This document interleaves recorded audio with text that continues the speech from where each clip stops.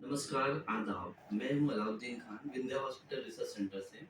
आज हम हमेशा की तरह हेल्थ की समस्याओं पर जो बात करते हैं, तो आज का जो हमारा टॉपिक है पॉलीसिस्टिक ओवेरियन सिंड्रोम पर। और हमारे बीच में प्रस्तुत हैं डॉक्टर प्रगति पाठक मैडम, गायनेकोलॉजिस्ट डिपार्टमेंट से। तो मैडम, मैं आपसे सवाल करूँगा कि पॉलीसिस्टिक ओवेरियन सिंड्रोम जो के बारे में आप क्या बताना चाहती हैं?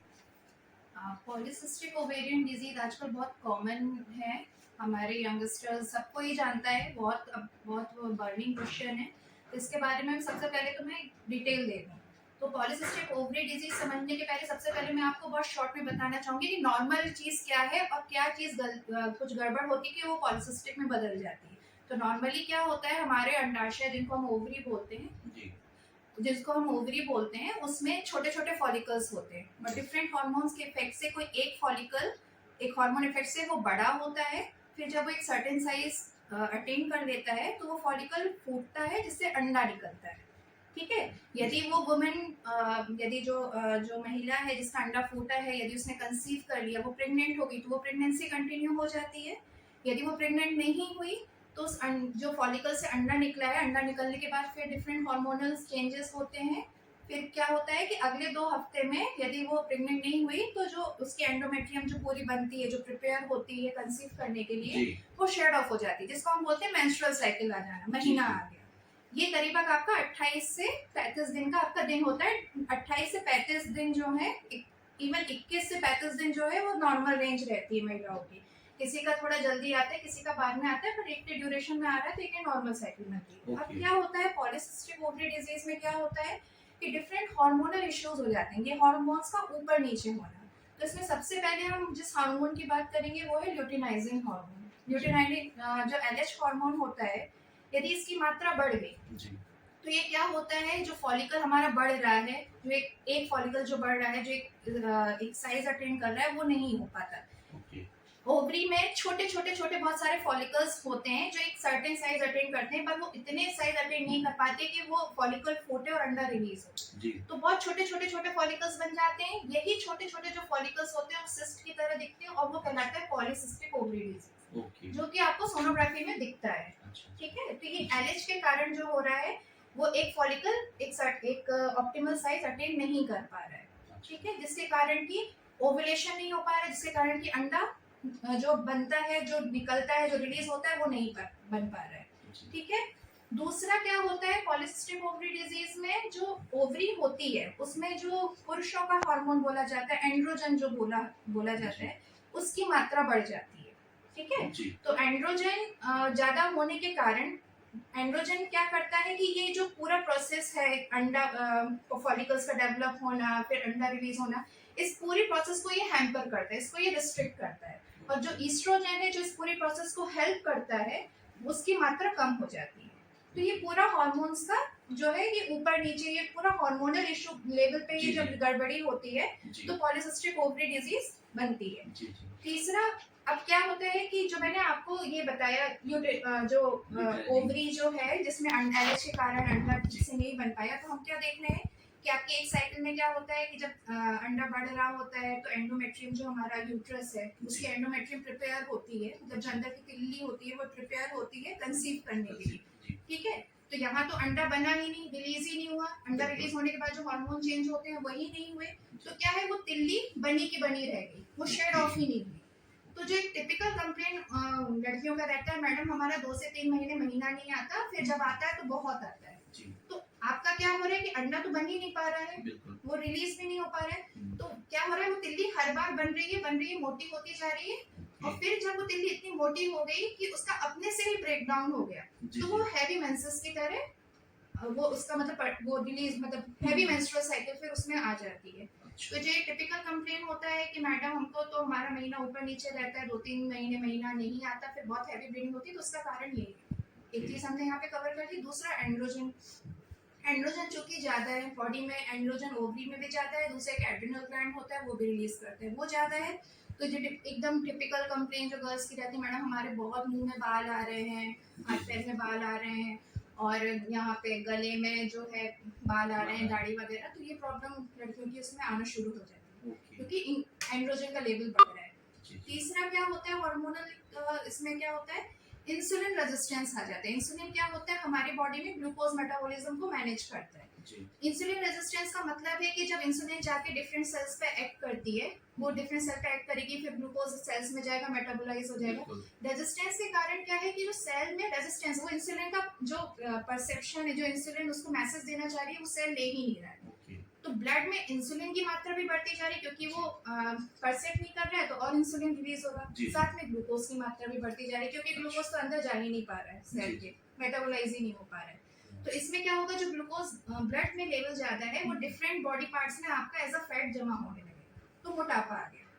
ठीक है, तो ये पूरा एक साइकिल चलता है कि पॉलीसिस्टिक ओवरी डिजीज जो आपकी बनी उसके कारण मोटापा हुआ, मोटापा ने फिर आपकी पॉलीसिस्टिक ओवरी डिजीज को और प्रेसिपिटेट किया, और इस तरीके से पूरा साइकिल बन जाता है। ये अंडा पहले आया कि मुर्गी पहले आई पता नहीं। यानी कि जो पॉलीसिस्टिक ओवेरियन सिंड्रोम है, हाँ। तो इसका लॉन्ग टर्म जो इफेक्ट देखने को मिलता है, तो उसमें कौन कौन सी चीजें लॉन्ग टर्म तो देखिए, हाँ आजकल क्या है कि सबसे पहले तो क्या है, लड़कियों में आजकल बहुत जल्दी मैनिफेस्ट हो रहा है। 15-16 साल की लड़कियों हमने देखा है कि इस कंप्लेन से आ जाती हैं। तो लॉन्ग टर्म इफेक्ट तो क्या है कि जैसे जो हार्मोन्स के कारण ही है। लॉन्ग टर्म इफेक्ट में क्या होता है, 20-30 साल, अब मान लीजिए 20 साल तक इसी तरीके का हार्मोनल इम्बैलेंस चलते रहे, ओवरी में यही इसी तरीके से चलता रहा। सबसे पहले जो प्रॉब्लम आएगी वो तो है कि कंसेप्शन की, अंडा ही नहीं बन रहा है तो कंसीव कैसे होगा। ठीक है, तो इनफर्टिलिटी मोस्ट कॉमन कॉज जो है पॉलीसिस्टिक ओवरी डिजीज का, इनफर्टिलिटी, कंसीव नहीं कर पाते हैं ये लोग, उसमें प्रॉब्लम आती है। साथ में मोटापा है, मोटापा तो सारी ही चीजों का जड़ है। ठीक है, मोटापा के एक जो मेटाबॉलिक सिंड्रोम बोलते हैं, मेटाबॉलिक सिंड्रोम क्या होता है कि ये 40-50 साल की उम्र में इनका मैनिफेस्ट होगा, जो कि इनका इंसुलिन रेजिस्टेंस है, ग्लूकोज लेवल हाई है, मोटापा है, तो इनको हाई बीपी की प्रॉब्लम होने लगती है लॉन्ग टर्म इफेक्ट में।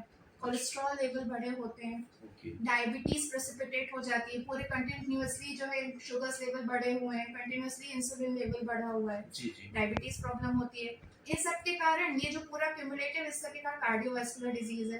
कार्डियोवास्कुलर डिजीज क्या है कि हार्ट संबंधी जो समस्याएं होती हैं लेटर स्टेज लाइफ में 50 के आसपास जो है वो सारे प्रेसिपिटेट होने थे, इनको हार्ट अटैक्स आना, हार्ट फेलियर होना, इनके चांसेस थोड़ा सा महिलाओं में बढ़ जाते हैं।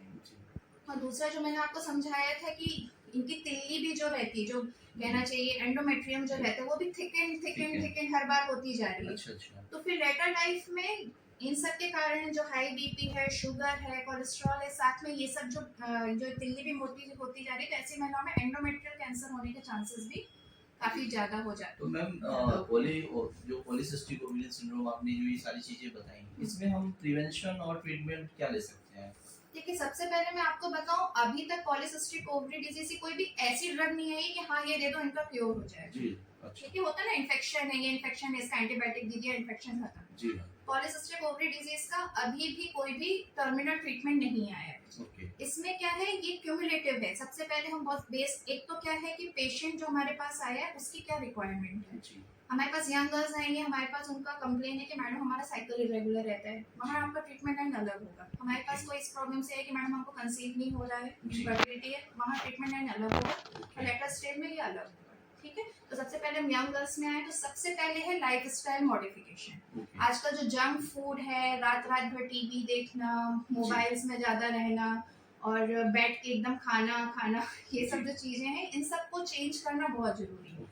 अर्ली मॉर्निंग कुछ भी जो अच्छा लगता है, अर्ली मॉर्निंग एक्सरसाइज है, व्यायाम है, साइकिलिंग है, स्किपिंग, जो भी अच्छा लगता है वो आप एक कोई चीज अपने लाइफस्टाइल में लाइए। जंक फूड एकदम बंद, बाहर का खाना, क्योंकि इसमें जंक फूड ही नहीं, तला ही नहीं जा रहा है, केमिकल्स हैं, टॉक्सिन्स हैं, जो अनसर्टेन लेवल से इतने ज्यादा बॉडी में जा रहे हैं कि ये पूरा ही हार्मोनल आपका एकदम हैम्पर कर दे रहे हैं साइकिल। ठीक है, और दूसरा घर पे जो हाई प्रोटीन डाइट है, आपकी मम्मी लोग सबको पता रहता है, हाई प्रोटीन डाइट, चना है, हरी सब्जियां हैं, घर का ही दाल चावल सब्जी रोटी खाइए, ऐसा भी नहीं कि चावल एकदम छोड़ दिए, एक बैलेंस डाइट आप पूरा लीजिए। ठीक है, साथ में यही है, हम लोग यही लाइफ स्टाइल मॉडिफिकेशन ही की पॉइंट है पूरी पॉलीसिस्टिक ओवरी डिजीज का। हर सबका लाइफ स्टाइल मॉडिफाई आपको अपना करना पड़ेगा। दूसरा जो एक मैदा और शक्कर, जो मैदा, शक्कर और आजकल तो नमक भी जोड़ दिया, रिफाइंड ऑयल है, इनको एकदम कम से कम अपने किचन में रखिए। मैदा को आप अपने आटे से, मल्टीग्रेन जो आटा आटे से रिप्लेस करिए, और शुगर को आप जैगरी या फिर शहद, इनसे इसको रिप्लेस करिए। फिर आ गया ये तो हम यंग गर्ल्स को पहले इसी से कोशिश करते हैं उनका ठीक हो जाए, साथ में उनका हार्मोनल प्रोफाइल भी कराते हैं, उसमें यदि कुछ थायराइड में भी यदि ऊपर नीचे है तो उसको मैनेज करने की कोशिश करते हैं। 30% केसेस में रिस्पॉन्ड कर जाता है, 30-40% केसेस में यही रिस्पॉन्ड कर जाता है। लाइफ स्टाइल अगर बदली जाए हाँ, तो काफी रिस्पांस मिल सकता है, रिस्पॉन्स मिल जाता है। जी। इसके बाद हम आए, फिर भी साइकिल रेगुलर नहीं होता तो हम हार्मोनल देते हैं। हार्मोनल एडेड ऑन है, मेन की पॉइंट आपका लाइफस्टाइल ही रहेगा। ओके, ठीक है, उसको बैलेंस करने के लिए, ठीक है किसी का साइकिल रेगुलर नहीं आ पा रहा है, टाइम लग रहा है, तो फिर हम उनको हार्मोनल थेरेपी में डालते हैं। साइक्लिकली हम उनको हार्मोन्स देते हैं उनका मेंसेस रेगुलर करने के लिए। जी। तो ये आपका यंग गर्ल का हो गया। जो इनफर्टिलिटी को लेके आते हैं उनको हम इस तरीके की दवाइयाँ देते हैं कि उनका अंडा जो ठीक से नहीं बन पा रहा है, जो मैंने समझाया, वो अंडा ढंग से बन जाए। ठीक है, और साथ में कई बार क्या होता है, कोई ओवरी कोई पेशेंट रिस्पॉन्ड नहीं करता, उनके ओवरीज में बहुत सारे सिस्ट बन जाते हैं, तो ओवेरियन ड्रिलिंग करके एक सर्जिकल प्रोसीजर होता है, वो हम करके कोशिश करते हैं। तो एक वो पूरा प्रोटोकॉल जो इनफर्टिलिटी का है वो इनका हम ट्रीट करते हैं, और हार्मोनल इश्यूज भी जो साथ में उनको भी मैनेज करने की कोशिश करते हैं। और जो लेटर लाइफ जो कॉम्प्लिकेशन है वो तो फिर है ही, लाइफ स्टाइल के साथ साथ में यदि आपको डायबिटीज है तो फिर आपको वहाँ पे ट्रीटमेंट लेना पड़ेगा, है ना। आपको शुगर कंट्रोल करने के लिए आप ड्रग्स लीजिए, और हाई बीपी है तो उसके लिए ड्रग्स लीजिए। एंडोमेट्रियल कैंसर ऐसा है कि लंबे समय तक पॉलीसिस्टिक ओवरी डिजीज है, ये तो टाइम टाइम पे स्कैन्स कराते रहिए एंडोमेट्रियल थिकनिंग देखने के लिए। और बाकी एक मैं बता देती हूँ कि बेसलाइन इन्वेस्टिगेशन क्या जरूरी रहता है। तो एक तो इसमें हार्मोनल प्रोफाइल है हमारे, एक शुगर लेवल जो हम लोग देखते हैं, फास्टिंग पीटीबीएस दोनों, इंसुलिन लेवल, ब्लड में क्या इंसुलिन लेवल्स है, इसके अलावा HbA1c जो होता है 3 महीने का जो हमको एवरेज बताता है शुगर का, वो, और अपना सोनोग्राफी है। ये सब करके फिर हम एक पूरा ट्रीटमेंट देने की और ऑप्टिमाइज ट्रीटमेंट देने की कोशिश करते हैं। Thank you very much ma'am. आपने जो ओवेरियन सिस्टिक सिंड्रोम के बारे में आपने बताया, तो इससे मेरे ख्याल से आने वाली जो जनरेशन है, जो लोग देख रहे हैं इस वीडियो को, उनको ये चीज़ भी समझ में आई कि life style is very important, कि हम उसमें अगर चेंजेस लाते हैं तो इस डिजीज़ के होने के कम से कम चांस या नहीं होने के चांस बन जाते हैं। तो मैं तो यही कहूँगा कि लोगों को जो भी मैडम ने अभी चीज़ें समझाई हैं उसको फॉलो करें, और मैं आगे फिर एक नए टॉपिक के साथ आप लोगों के सामने प्रस्तुत होऊंगा। थैंक यू, धन्यवाद madam, thank you very much.